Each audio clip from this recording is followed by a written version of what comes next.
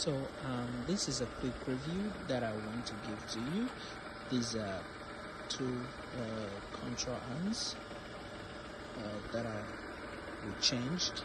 I want you to notice something. How you get to know that they are faulty, they have a problem. When you look at this one, you see the cracks. It has so many cracks in it. Now they become so visible when they are under tension, but here you can see some cracks. And when you look around, look at this one too. I guess you can also see cracks in it. You can see cracks in it, around it. And then also this one, when you pay close attention to it has the same cracks in it too. I think you can see that. Also right here, if I stand it up, you can see those cracks are too visible. I think you can see them.